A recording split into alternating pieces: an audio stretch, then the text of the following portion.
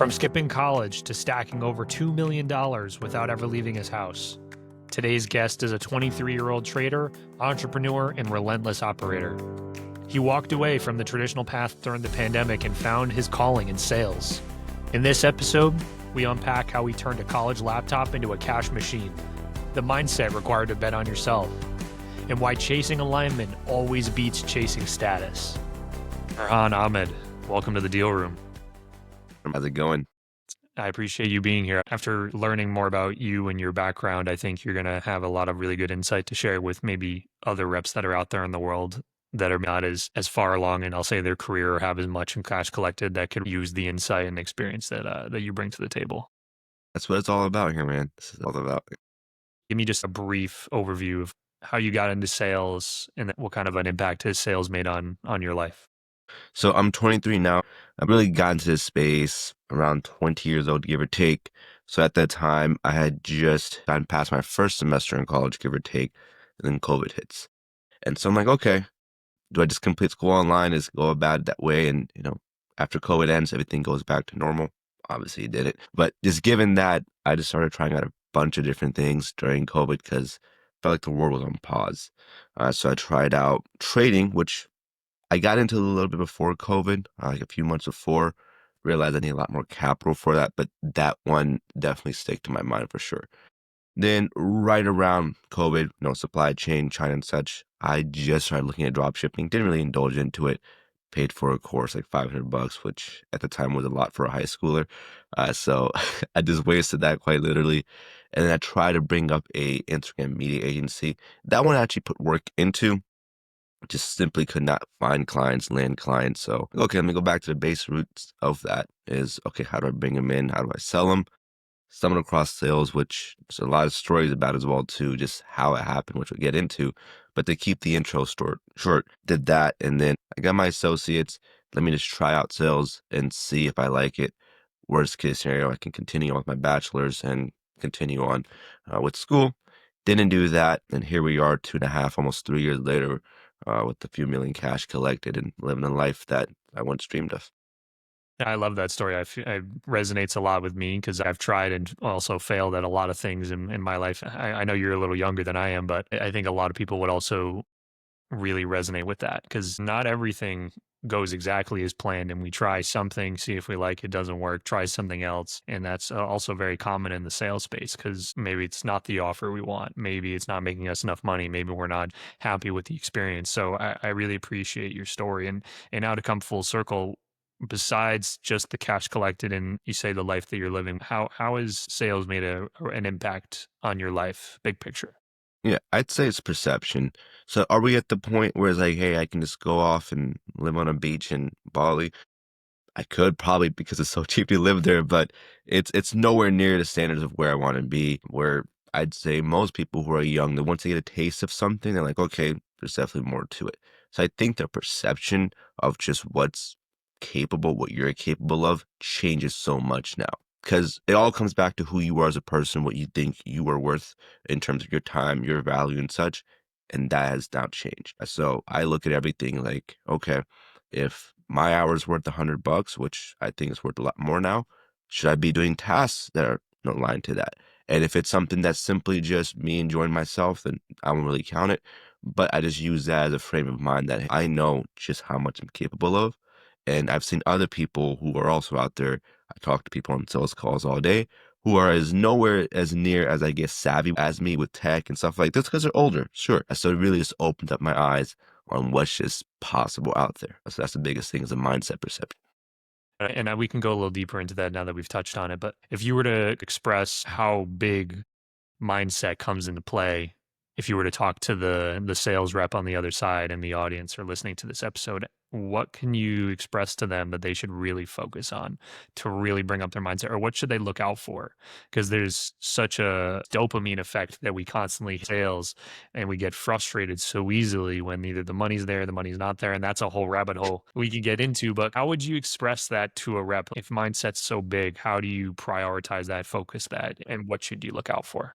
So I'll say this, and I'm sure you can agree with this. A lot of times when I'm applying an offer, or I was applying an offer, a question was always asked like, hey, have you competed in sports before competitively? And that's simply because of a mindset. So if you're an athlete listening to this or former athlete, you already have the mindset itself is that you know that half the game or more than half the game, I'd say it's mental. You simply just let the things that should not, be out of your control get into your head. So I think that's the biggest thing. As long as you know that you're doing your follow-ups, your calls, your discovery, just the whole 9 yards, and it's still not sticking, it's out of your control. At that point, you can only just continue to get better, better, and better. So if you want to use the term mama mentality in this, you 100% can, depending upon what kind of sports fan you are. But I think lots of athletes, lots of people who are just in different realms of their careers. I've spoken to a lot of people that came from the military, and that requires a strong mental mindset. But let's hear someone like me who didn't compete in sports competitively. Quite literally, I started sports after doing this, like jiu-jitsu as an example. It's important to know that you have to kind of rewire your brain. You can do so just by reading the books. Cybernetics is a good book on that. But essentially, you have to tell yourself, or at least rewire yourself to the point where you know that everything is abundant. It's meant for you as long as you do everything you need to do. And if it's the other way around, it's like, hey, it's not working, you simply have not tried long enough. It took me a year and a half to really make this work, per se.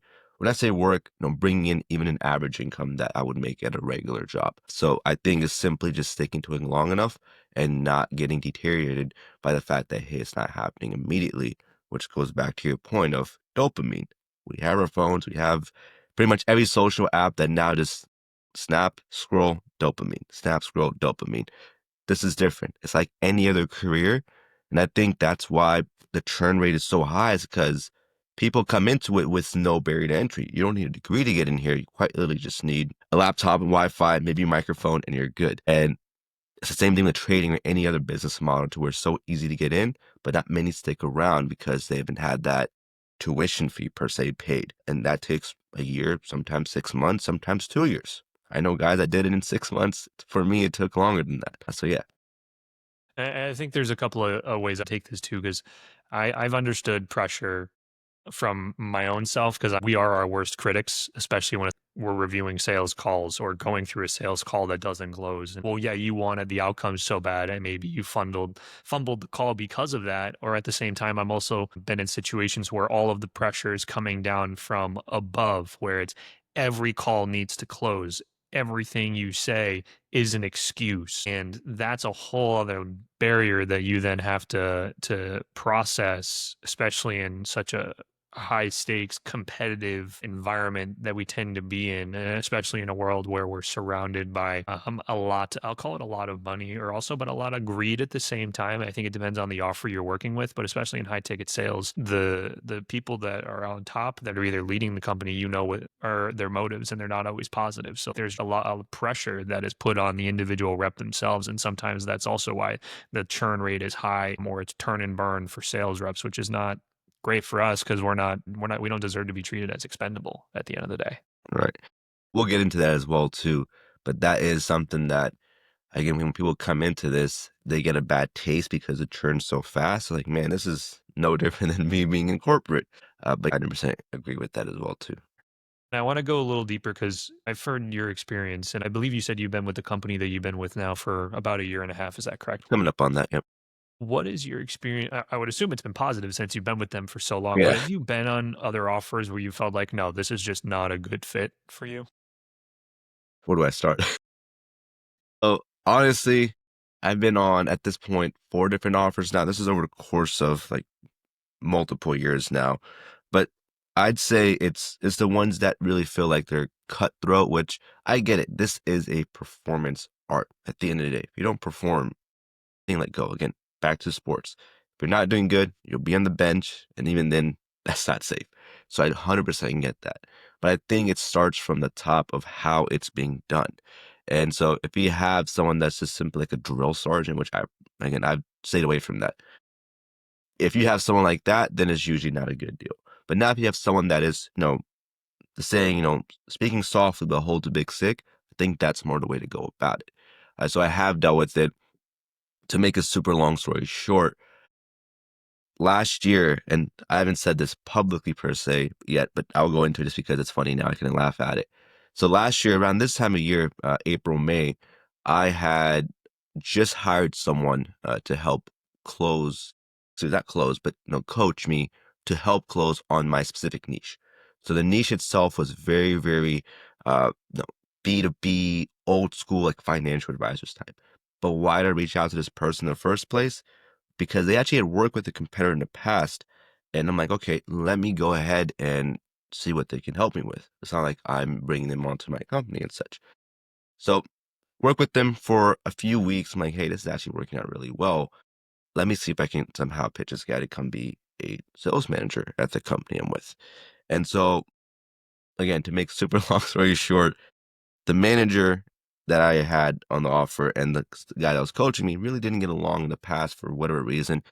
But my guys, if you guys all want this business to grow, you guys have to get rid of that. And eventually they did. And so we get onto that and we go back to the same thing as the first one, like the drill sergeant thing. And I'm like, man, I just worked with you for so long, and now I just feel like I'm betrayed. And so stuff like that will happen. Ultimately, how do I deal with that? Is simply you have to cut your losses pretty fast in there. But even what I learned from there as well too is that you just can't simply take it on face value, given the fact that okay, if they're telling you something that seems to be true, at the end of the day, you still have to protect yourself in the sense that there's abundance out there. Go out for something else. Like go look for something else that you may or may not want to look at. So at that time, I got the sense, okay, maybe this might be, dealing off a little bit. I should start looking at other offers, start doing that. And lo and behold, eventually the time did come and that did happen. So moral of the story is that I've been a bit naive in this space as well too. I have another story about that as well too. So there's some battle scars there. But that particular one to where I paid someone and had them get paid as well too to come on, help the entire team. And in the end, it just flopped on us. I just say again, keep that abundance mindset because it just took me a few hours to brush it off. In a matter of 10, 11 days, I was back on another offer, just this one. And it's been completely different since. Yeah, and I think you are the product of the environment that you're in. So if you're in a really great environment where leadership is strong, culture is strong, everyone's helping and pushing each other for the betterment of the team, but also the betterment of the client that you are trying to help, that'll go so much farther versus the counter where you're in a very critical, harsh environment, which is only putting you down as the rep, pushing you further and further down and away from the abundance mindset you want to have, and it's taking you away from, I'll say, your basic skill, because when you're in a sales call, I don't like to treat them like the traditional cookie cutter dogma style of calls where you go through discovery, you ask X amount of questions, and then you're battling them and objection handling at the end. Like there's way more beyond that because we're talking to people. So and maybe I am going off on a tangent because there's so many levels to sales, Right. and I want to make sure we stay on track. But I think you are the product of the environment that you're in as the rep, and you want to find a great place for yourself and where you fit in and where you feel welcome. And also, if this is your career, you can do whatever you want with that. Especially more recently, now that it's 2025, high ticket sales is booming more than ever. Am There's I right? offers being placed every single day. It doesn't take much to create an offer anymore. Yeah. So I'll say this to any rep that's listening: if you're not happy on the offer that you're in, regardless of how much experience you have, and I'll say regardless of how much opportunity to make a good living there is, there's always better. And that's the best advice I could give. And I'm sure you would probably say the same because I've had to go on my own story. I've been in an offer. I had an offer that I was a part of for a long time, and I did everything from pretty much start it to the first setter, the first closer, sales ops, manager, the whole nine yards. And I was always the one that was screwed over and left with nothing at the end of the day. And I was too naive to think that I couldn't do better out there. And then come full circle, now here we are today, no longer associated with that offer. Started my own company, scaling other businesses, trying to lead with the better foot. So there's always something better out there for you and yourself, and you can do anything you want in sales. That's the magic of it. Exactly. Again, going back to sports analogy, player gets cut from a team that, that's all he knew. And now he's like, what now? And he gets a shot somewhere else, knowing that there's plenty of other options. Because again, you're there for a reason. Like in the sense of an athlete, You are there for a reason. You have the skill set, you have the traits to be there. It's just for whatever reason you either overlooked, something wasn't there, and you just had to get a change of environment, honestly. And you don't know you're in a bad environment until you leave it, quite literally. But I will say, if you're dreading getting on calls, which was at one point, the last offer, it's time to leave. So to anyone listening to this, again, keep that abundance mindset. Work on that. If you're someone that isn't as an athlete or have had previous like military background, again, you weren't trained on the mind itself, and that's not your fault. But it's up to you to now do that, because the space can be like that. It can be a dog eat dog world. But once you see, hey, nothing can really bother me, it just becomes a whole lot sweeter. Because once you can say, hey, you can't essentially hurt me, you're now in control of wherever and wherever you want to go. And that's where it seems like all the energy in the universe is just aligning with you. So yeah, for sure. Love the way you talk about that with the energy in the universe and having an abundance mindset, because that's not commonly seen. And I resonate with that a lot, because that's something that I've put a lot of energy into, to leaning in Mhm. that way and not thinking so much of what am I lacking versus what I have, what am I grateful for, and what do I want to accomplish. And I think a lot of people could really appreciate that different approach. And to kind of switch gears a little bit, we know mindset is one really good thing to work on, or one really great thing that'll really propel you, not just within sales, but in your entire life. If we were to look at, or maybe switch gears to tactics of a rep, because again, there's different styles. Everybody has their own way that they like to approach sales and the way they handle calls. And I don't think it's so cookie cutter as it used to be. But if you were to, aside from mindset, if you were to tell a rep, okay, this is the number one thing I would recommend you get really good at, what would that one thing be? Getting really good at one thing. So this takes me back to another mentor, and his entire thing is again going to the human mind psychology and just how we as people, like if I come onto a call, you're the closer, I'm the prospect. If you're able to understand my problem better than I am, it's like, man, how does he know that? And so there's multiple ways to do that, and that'll be a tangent in itself. But if you can really get good at understanding people and what really makes them click, I think that's the way. Perfect example, like I'll use like dopamine as an example. I tell you a story, and then in the middle of the story, I cut it off. Your brain's going to want more. So you could do that in your respective pitch or discovery, whatever it may be, to really engage the person. So you could talk about yourself, you could talk about a different client or a prospect, whatever it may be. And now, like, okay, I want more. Like, again, they're into it, because people usually get on calls and they're expected to be sold. But now, if you're just looking at it from a point of just getting to know them, now obviously it's context expanded. If you're talking to a B2B, and they don't really have a lot of pain, or at least you don't think they do, there's usually something there. But to keep it as simple as possible, even if it is, that single mom that wants to open up an FBA store, or it's that multimillionaire that simply doesn't have enough time to spend with his kids, they all have an underlying problem. And the faster you understand it better than them, it's game. You're in. In terms of how people approach their calls too, most of the time it's the rep versus the client. And that's, again, comes back to the cookie cutter way of sales. It's how do I magically persuade them to buy?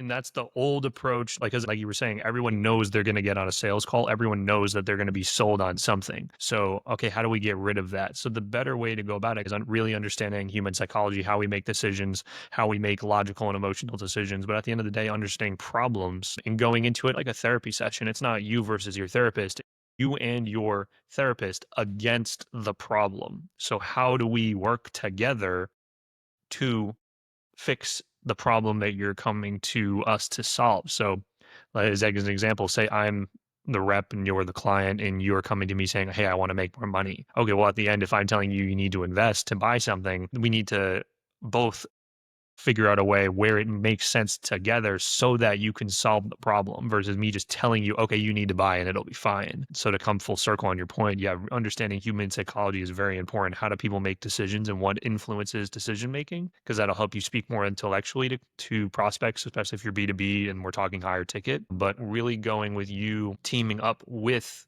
the person you're on a call with against the problem will only make you a better salesman, because I mean, it's just like, again, you're dealing with humans. And when they understand that, the best compliment you can get is like you're personable. I'm sure you've got it. when someone in the call was like, "Hey man, good job. Like you really almost like you sold me." I hate things. I hate being told that. Hate that.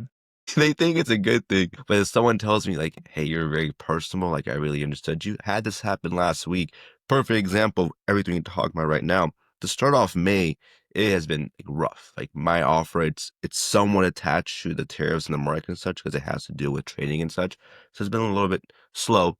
This week we really picked up steam, and the guy at the end was like, "I still want to take more time," and so I kind of put him in a hot pocket, if you will, to like, "Hey, you're looking to go ask opinion about someone from someone else about us that has no clue who we are. That makes absolutely no sense, just to make it a long story short."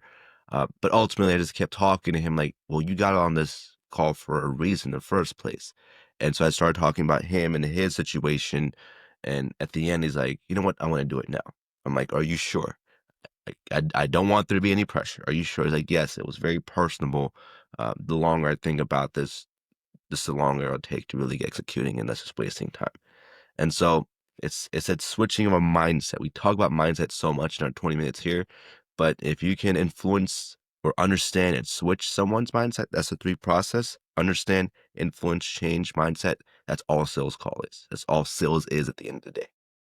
I think people really overcomplicate it. Now you swipe on Instagram and there's a million different people in sales trying to express different tactics and different ways to persuade people. And it overcomplicates what there really is at the end of the day, which is just talking human to human about a problem and showing them how we can solve it together. And it's truly, that's just sales. I don't think it needs to be any more complicated than that. So I think that's the best way to really express to people in sales, like, don't forget that you're talking to an actual human. They're not just your next paycheck. So if we were to look at sales as a whole, what do you think is more important from your perspective? The skill set of the reps on your team, or the systems that you have? I would say the systems and process is more important because take someone like myself. Prior to call it high school, like end of high school, I should say, I deem myself to be introverted. I'm like, why would I ever get into sales? Makes no sense. Now I had to break that and really, be taught and teach myself that as well too. So I think a good group of sales reps can really be homegrown. The system is very, very important because the talent itself can be breeded at some way, shape, or point. And how does that happen? Well, if the system itself is just so good that others see that and they truly want to be there, if they don't want to be there, that's a whole different problem. But if they truly want to be there and they see this is the level of commitment everyone has, they're going to rise to the level of their systems. You've probably heard of that.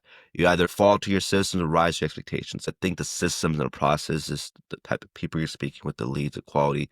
That is so much more important because you could have the best sales guy on there and they quietly don't know how to function based upon the fact that, hey, where does lead come from? What's the context?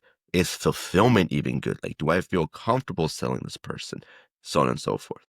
There's something that I really stand by, and I preach this, especially when I'm talking with clients, is mediocre salespeople with prolific systems will outperform any day great salespeople with poor systems. And I think in the high ticket space, the higher ups are so quick to blame the reps for the fact that the company is not producing, or the company is not producing to their expectations. Whereas if you were to look inward, take the reps out of the picture, no one really understands what they're losing, because one, they either don't understand it, or they have people that are in place that don't understand it, or the system's just broken as a whole.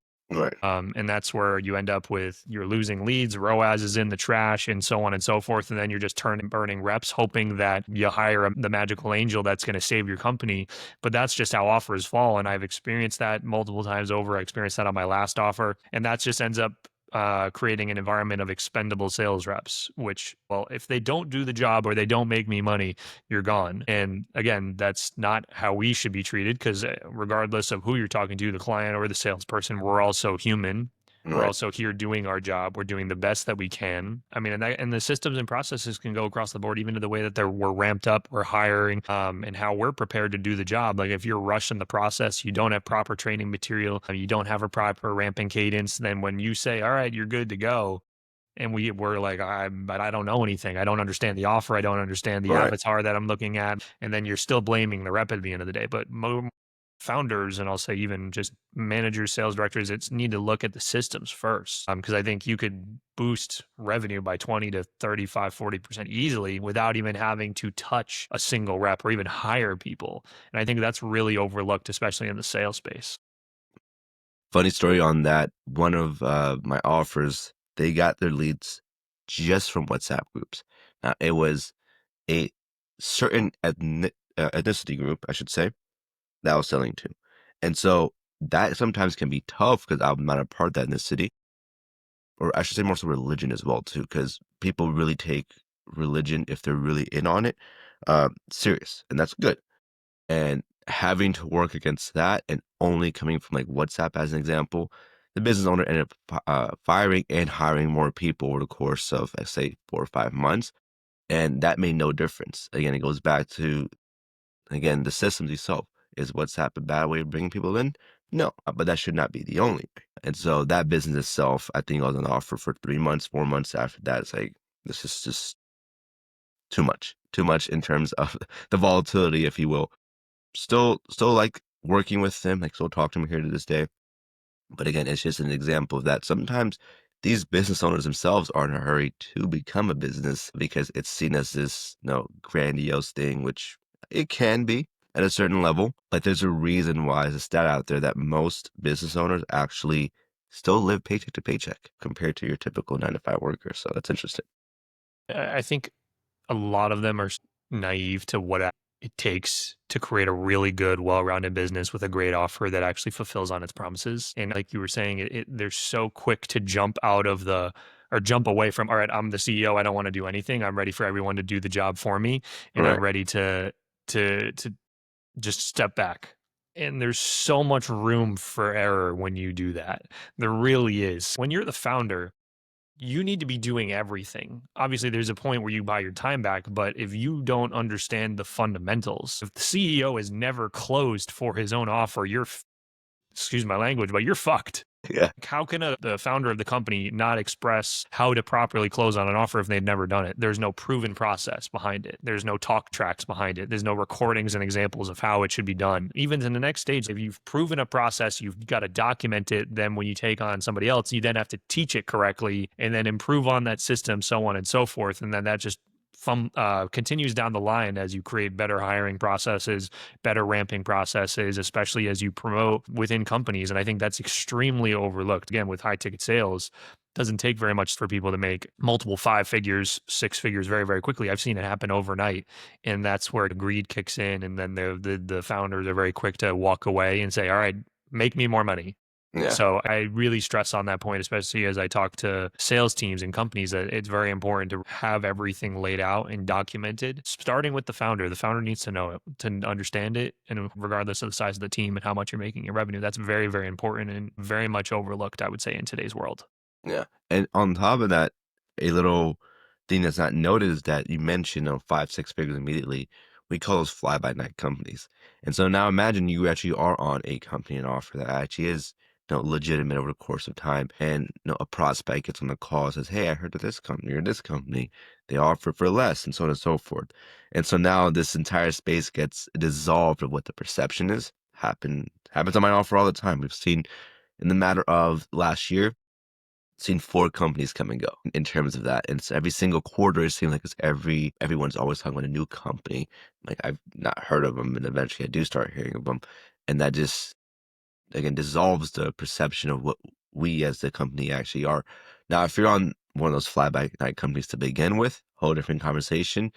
I think usually if someone's on there, it's because they're newer, more than likely. Because once you build up your resume and your network and your status, you can land, some of these great offers that have been around for quite some time much more easily. So not to say that, hey, don't do what shouldn't pay your bills, but just keep in mind there are a lot of fly-by-night companies here. Some may or may not be ethical. If you choose to take a part of the unethical aspect, that sometimes does come back to bite you. I've seen it happen with the Amazon offers where the FTC is now coming after people. So just be aware of that. Money that comes fast goes fast as well too. That's something I live by. At the end of the day, it's karma too. If you're Yeah, doing something unethical or you're doing something just to benefit your own pocket, or if you're the type of person that doesn't care, especially from the top down, that doesn't care about the outcome of the client, that's going to bite you in the ass one way or another. And right, especially as you're trying to scale, you're just going to see higher churn. You're going to see more refund requests. You're going to have more people right, leaving with a negative impression. Well, it's because you stopped caring. The right. deal shouldn't end when the client swipes their card. You need to carry them to the finish line because we're making promises. That's what sales is. You have an offer. Well, you got to deliver on your offer. You can't let them buy and say, "All right, good luck." And that's very, very common. I want to do it differently. That's big reasonings behind me starting my own venture, regardless of how long it takes. I want to do it correct, ethically. I want to provide the value as long as it takes and carry people to the finish line. That's what sales is. That's what creating an offer is. Have a great promise, a great guarantee, and make sure people get across to the finish line. Well, get the perception of like a used car salesman. You hear that often. It's for a reason. Once you switch that, again, we talk about influencing and switching the mindset of someone. They look at it a whole lot different, and that's what changing lives is through sales. What is one thing that you wish you could change about the sales industry? One thing I could change about the industry, again, it goes back to cutthroatness. If that is a word itself, I still don't know if that's a word, but I think it's just simply that. Uh, Again, the story of this as well too. The off Roman right now, when I joined last July, give or take, I got hired with another person. Now, this other person, he himself just out the gate, 5, 6, 7 deals closed. And I'm in my head now, like, dude, I'm being shown up. He's doing good, good for him, but I'm not being shown up, but I'm telling myself that. And so I get PTSD of the cutthroat aspect where like, hey, hire slow, fire fast. And so I'm like, man, I need to get back onto it. And so with that, obviously I didn't, get cut right then and there. Made up for it. And I'm still on the offer there as well too. But I'd say that's the biggest thing is having you as your like if you're the rep and I'm the manager, like I want you to know that you are there for a reason. And even if you do start off slow, if there are a little bit of mistakes and haziness in the beginning, you're still there for a reason. Like again, it goes back to the sports analogy. If your first round pick, your second round pick, even your third round pick, misses a pass, drops a ball, that's not going to be enough for them to say, "Hey, you're off the roster." So again, I want to use that same again analogy here as well too, because this really is performance arts. Whether it be acting as well too. If someone messes up a line while they're acting, they're not gone immediately. Again, it's all performance. I get that, and it should be at that. If someone's not performing with a course of like 180 days, different question. But again, about the churn rate, that could be a whole lot better if the processes are there. What happens if someone that is coming in new doesn't understand the product? I myself like trading, but what if I bring in someone that doesn't really understand trading, but they are really compassionate about working with people? So I think I would change that as the cutthroat aspect. I've heard that a few times now, and I think that's the biggest thing that I really want to make a difference on. And I think that was a big inspiration behind this podcast is I'll call it the mission, I'll say, for my own company, Paid in Full, which is I want to create a new standard of leadership, culture, and execution within the sales industry, because that's something that's extremely overlooked. And that's translated into the podcast is just having this conversation with people that have experienced that, share that story so that everybody else that's in sales, whether you're a rep, a team leader, a founder, you can make that impact on your own team because it's just going to bite you in the butt if you don't. So I want to spread that message. And same with you, talking about people being cutthroat in this industry, which, yeah, I understand everybody wants their own fancy car and the nice suits and whatnot. But I mean, at the end of the day, you want to look back and say, all right, I did it the right way rather than kicking everybody to the side just so you can get there first. And I think that's just a big thing that I want to stress on because in my experience, I've always been on the backside of the belittlement and the being put down and the pressure. I've hired and trained and put effort into reps that I believed in and then was told to fire them because they were not believed in from higher up and above me. That just hurts me on the inside because I'm like, I've put time and energy. I hand selected people that I put my faith in, but they weren't given the time of day because of the cutthroatness of the environment that already was in place, even prior to me, no matter how much of an impact I was trying to make at the time. But the founder always likes to put their foot down sometimes. And it's just that's that. That actually happened to my brother recently. The founder was one of the nicest guys I spoke to. He has no clue on how to actually scale the business. Not his fault. The guy is a doctor, or he was a former doctor, and he hires an outside agency. And again, the founder himself is like, "Hey, I don't know how to scale this business. I just know what I know. Can you help me?" So agencies sometimes will do that too. So if you notice, if you're like applying for offers, it will say, "Hey, no agencies," because they're notorious for doing that. They don't know the people they're inheriting really. So again, happened to my brother. He was good friends with the founder, and an agency comes in and he's like, dude, my mood is shot now because I'm not dealing with the founder anymore. I'm dealing with these new people who simply just look at a metric. And so I was honestly more pissed off for him than he actually was.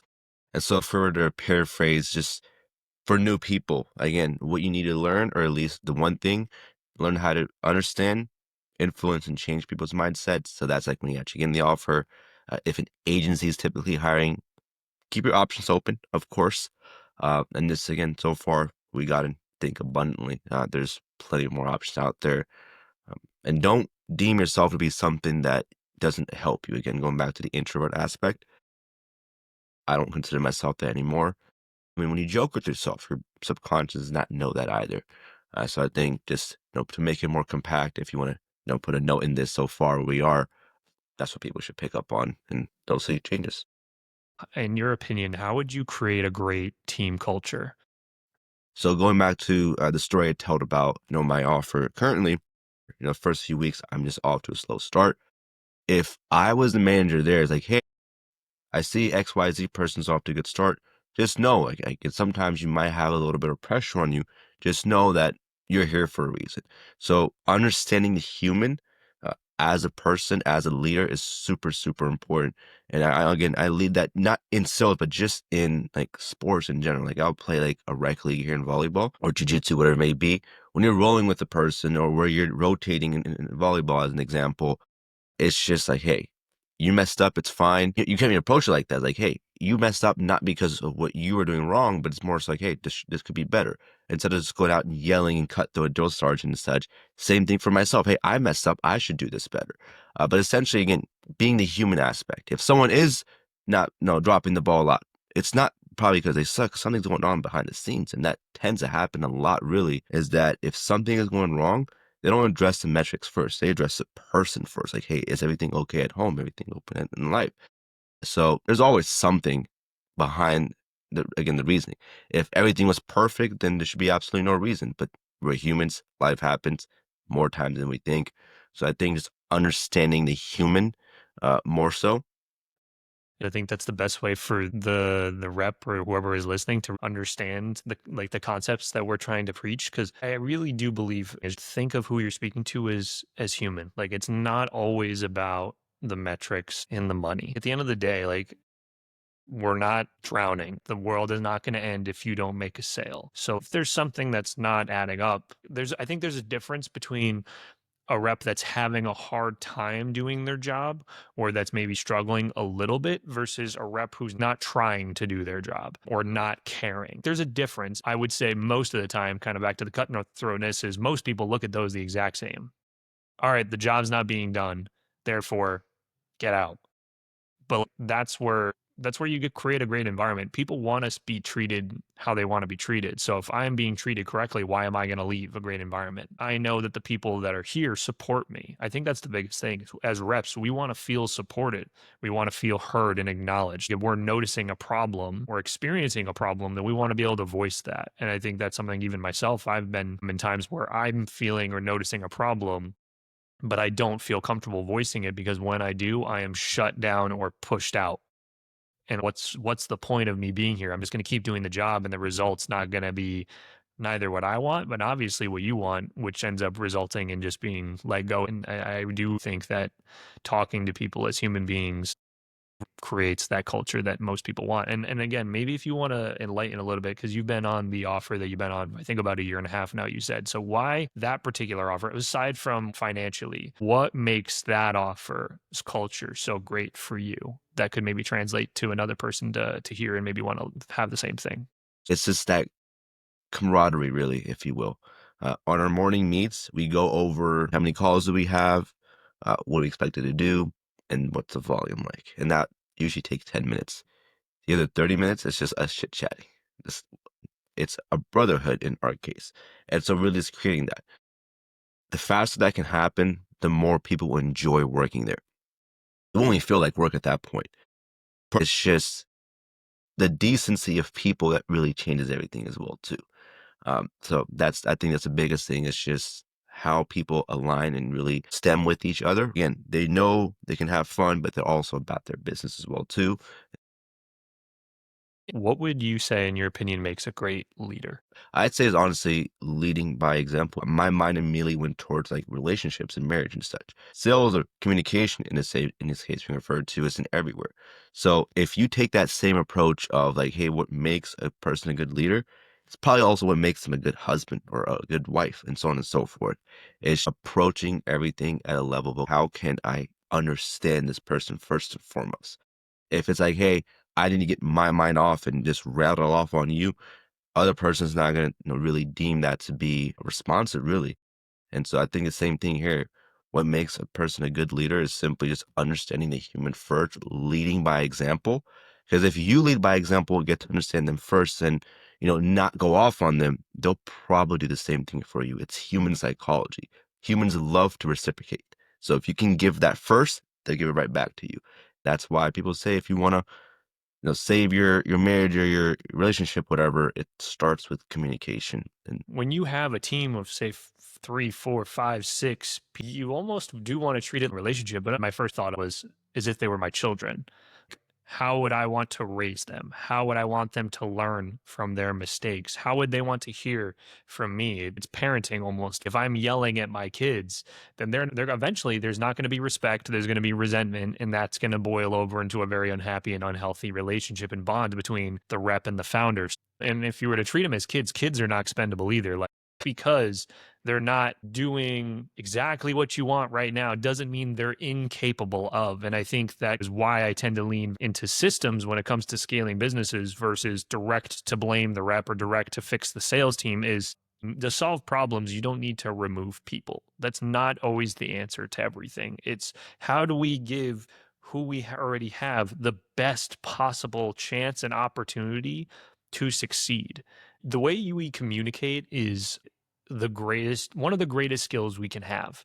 Because the more conversations that we have, the more we understand how to have those conversations and communication. That's going to take everything so much further because that leads into business with negotiation, sales, closing deals. That comes down to in business, even writing ad copy. You understand your buyer, your avatar, who you're talking to. All of those things go hand in hand. If your mindset is great and you're working on your communication skills, you will be not only a great salesman, but also a great businessman at the end of the day, and also partner, a parent, whatever the case may be. at the end of the day, it boils down to the human aspect. And if the human themselves has good communication, you can typically tell how that really goes into the rest of their life. If they have poor communication, you can in some way, shape, or form figure out what other aspects of the life are not so well. So it's a ripple effect, quite literally. Say you were to start over and you had absolutely nothing, no brand, no network, no social media account. All you had was your current skill set and knowledge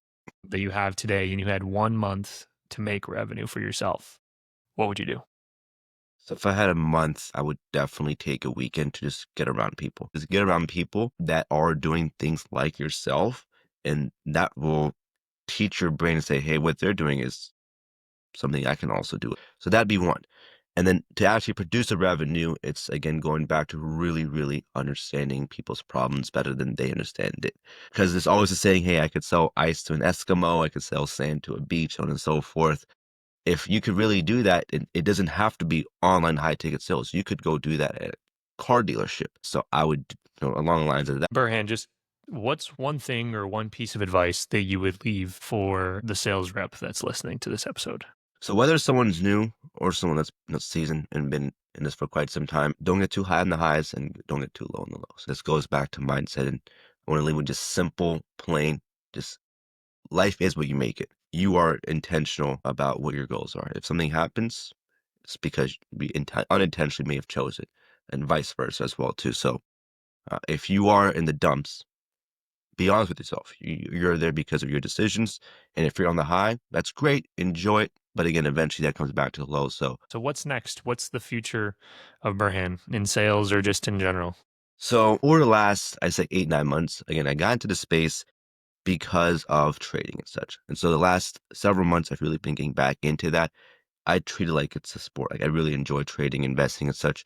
There's multiple ways to go about it. But now with having, a lot more funds, there's actually ways to do it with less risk. Generally enjoy doing it. But from a career aspect, I want to eventually into that management aspect, which is why I really like trading and investing in the first place, is because I'm now at least an investor, a equity holder in something, whether it be big or small.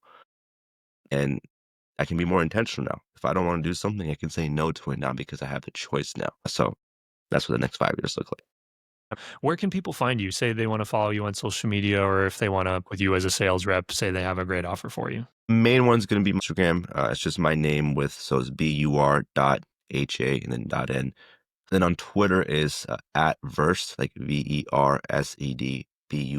Instagram is the one I'm on mostly now. Burhan, it's been an absolute pleasure. I appreciate you being here in the deal room, and I think we're going to do a lot of great things together in this life. You as well, man.